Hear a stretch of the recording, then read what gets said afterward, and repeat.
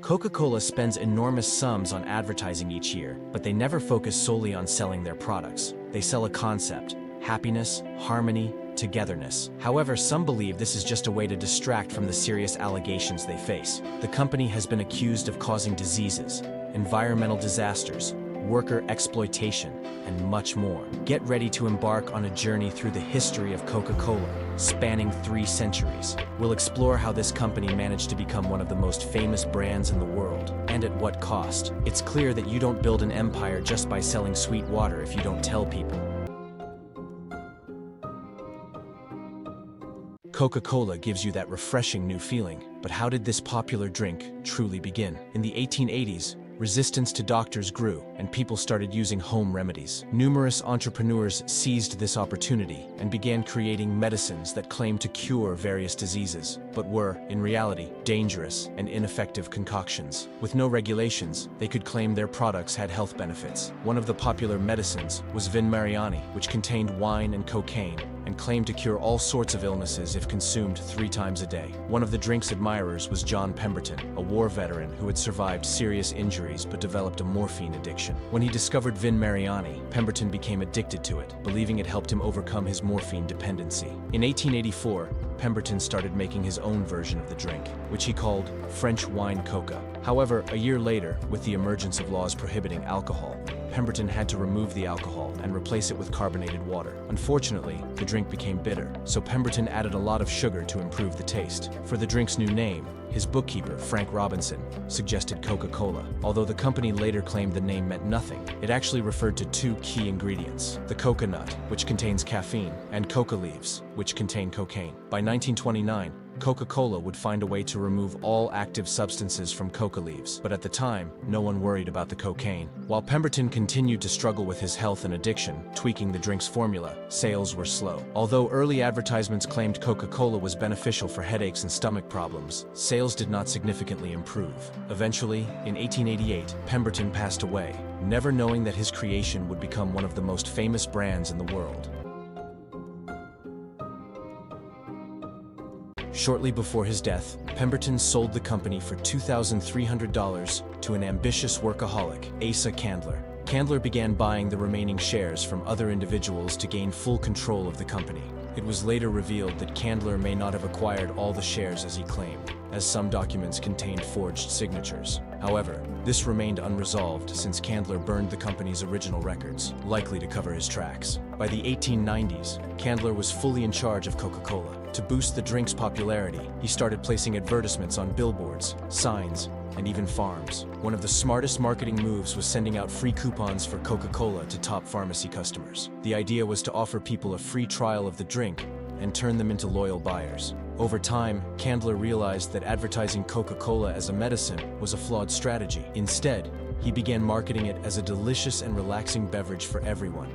This rebranding distanced Coca-Cola from the patent medicine industry, which would soon face serious allegations. Coca-Cola's marketing strategies were a massive success. Candler invested more in advertising and started paying movie stars and athletes to promote the drink. As the brand grew, Coca-Cola even began using Santa Claus in its advertisements, associating the brand with the joy of Christmas.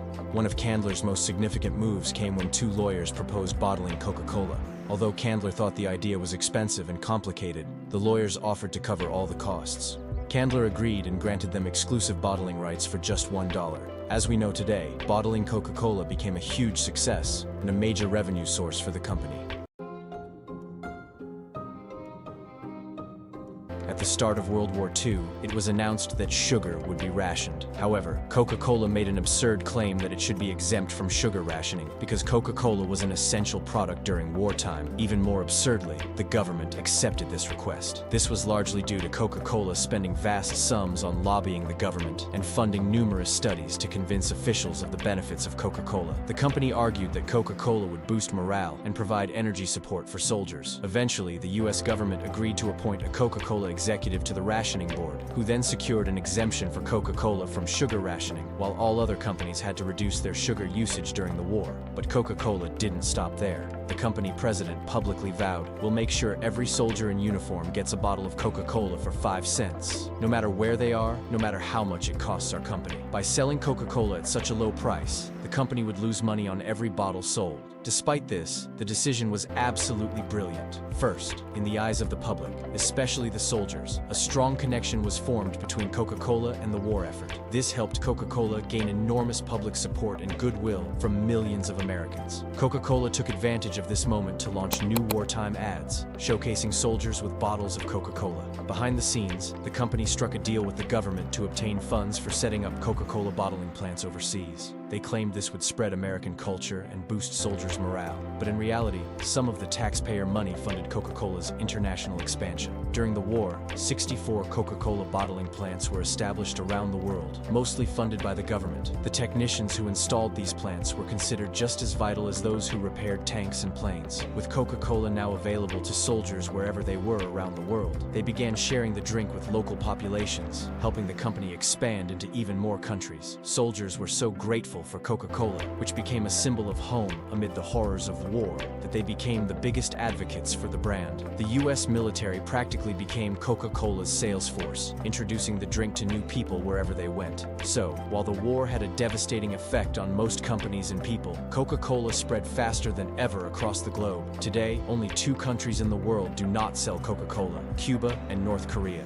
However, there's a small issue with this story of Coca-Cola as a patriotic company. During the war, Coca-Cola also supplied Nazi Germany with Coca-Cola. Yes, while the US spoke of supporting soldiers, in Germany, they tried to distance themselves from everything American, featuring the Coca-Cola logo alongside swastikas. Coca-Cola was even distributed at Hitler youth gatherings and advertised in Nazi educational pamphlets. But as the war progressed and restrictions were placed on goods deliveries to Germany, the head of Coca-Cola's largest plant in Germany, Max Keith, had an idea. He created a new drink with local chemists, which would later be named Fanta.